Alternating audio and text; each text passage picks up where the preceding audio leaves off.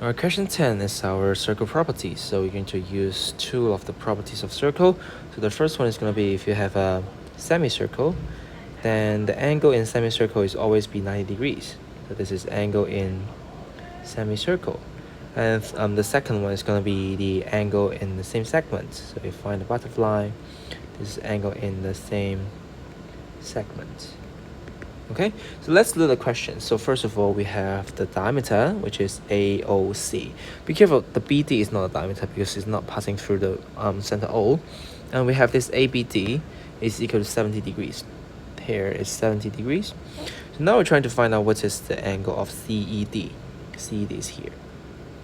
All right, so as what I said before, if you have some points on the circumference, we normally trying to link them together. So the first step we're going to do is just to link them together. So try to link the point together. It's better to see is there any relationship there.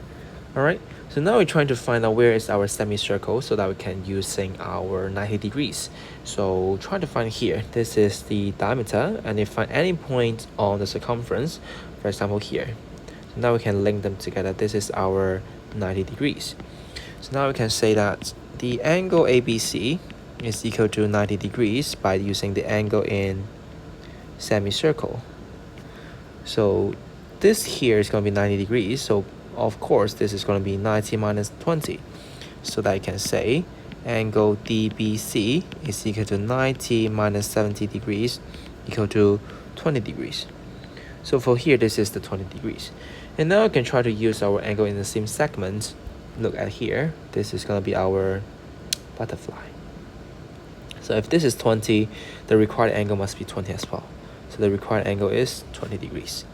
So that we can say angle CED, the required angle is equal to 20 degrees as well by using the angle in the same segment. That's it. Okay, so for part B, we have AC is parallel to ED. So before we do these questions for two parallel lines, we say these two angles is the same. That's going to be the alternate angle. Okay, so now we try to think about, is there any alternate angles? So now we have this AC is parallel to ED. Then you can see from here, this is a straight line, and then this is the angle. This is going to be your alternate angle. So this is the alternate angle.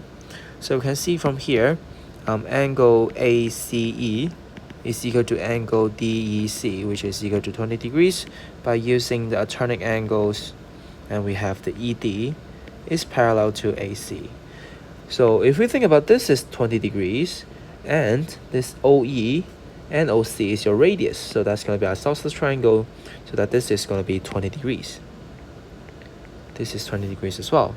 Then we say angle OEC is equal to 20 degrees as well by using the base angles isosceles triangle.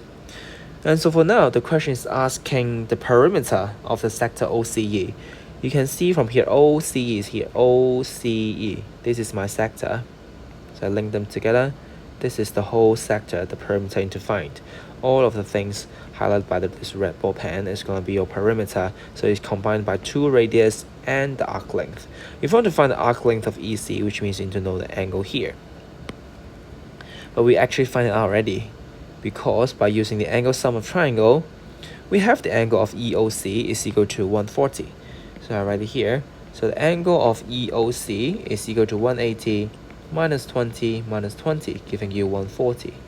So I said again, this is 20, this is 20, so this is must be 180 minus 20 minus 20, giving you 140 by using the angle sum of triangle.